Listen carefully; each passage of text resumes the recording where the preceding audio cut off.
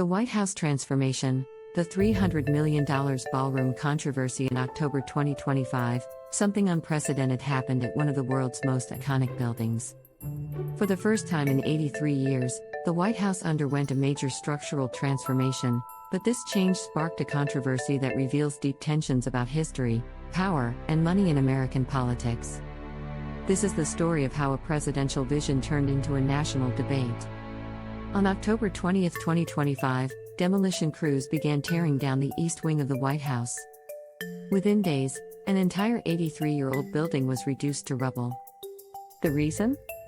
President Donald Trump's long-held dream, a massive 90,000-square-foot ballroom that would transform how America hosts world leaders. The project's scale is staggering. At 90,000 square feet, the new ballroom will be larger than the White House residence itself, which measures just 55,000 square feet. The ballroom will accommodate up to 900 people and features gold chandeliers, crystal fixtures, and gilded Corinthian columns. The total cost has now reached $300 million, up from the original $200 million estimate. But here's where the story takes a controversial turn.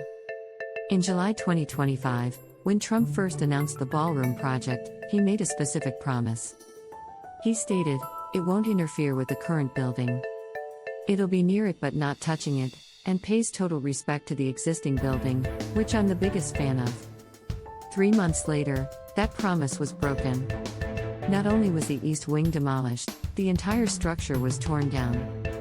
White House Press Secretary Caroline Leavitt explained the shift, saying plans changed when the president heard counsel from the architects and the construction companies, who said that in order for this East Wing to be modern and beautiful for many years to come, this Phase 1 was necessary. The demolition moved at breakneck speed, completed in less than a week, without approval from the National Capital Planning Commission, the agency that typically oversees federal construction projects in Washington. To understand why this matters, we need to understand what was lost. The East Wing was first built in 1902 under President Theodore Roosevelt.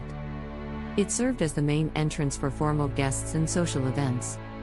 In 1942, President Franklin D. Roosevelt expanded it significantly, officially to modernize the space, but secretly to hide construction of an underground bunker, the Presidential Emergency Operations Center. That bunker became famous decades later when Vice President Dick Cheney was taken there during the September 11 attacks in 2001. President Trump was also taken there during protests in his first term. But perhaps most significantly, the East Wing became the heart of the First Lady's influence in American politics. Eleanor Roosevelt was the first to use the East Wing as a base for her activism. She held the first ever all-female press conference there in 1933, a deliberate move to force newspapers to hire women reporters.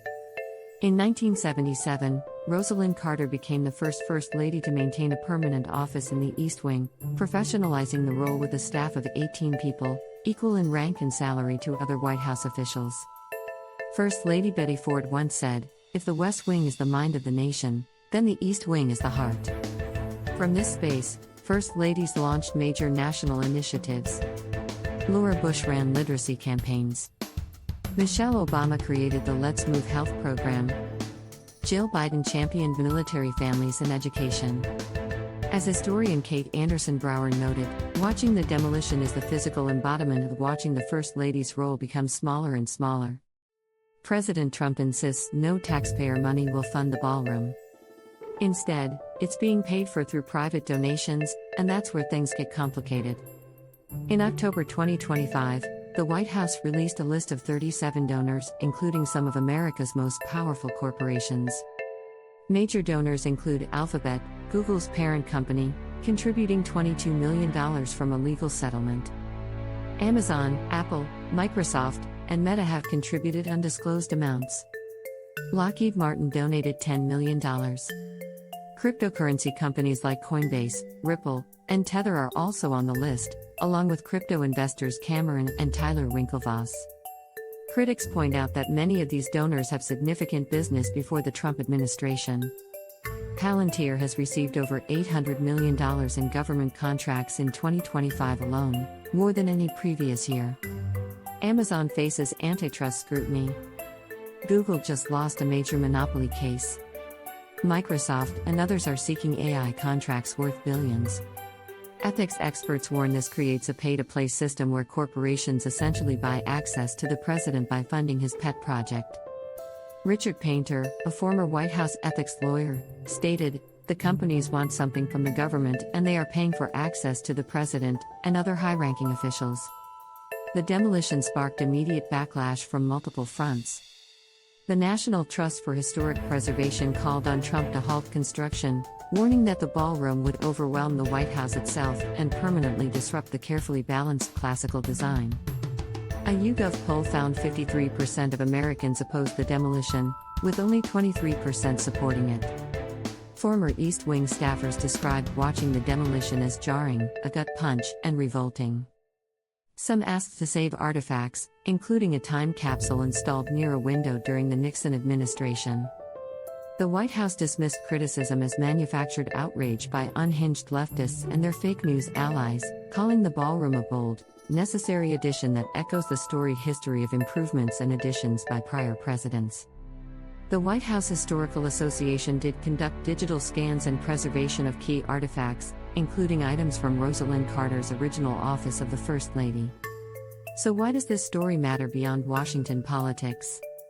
Every president leaves their mark on the White House. The Truman balcony, controversial in 1947, is now beloved.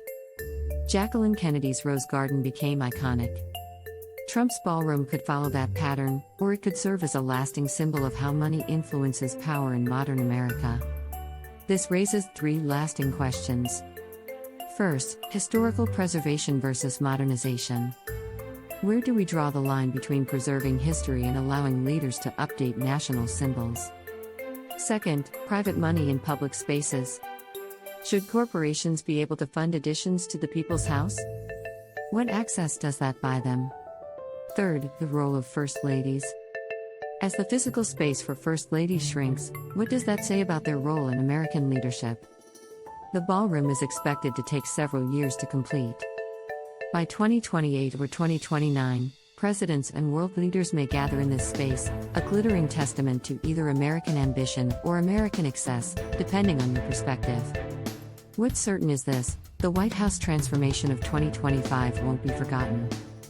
It represents a turning point in how we think about power, prestige, and the symbols of our democracy.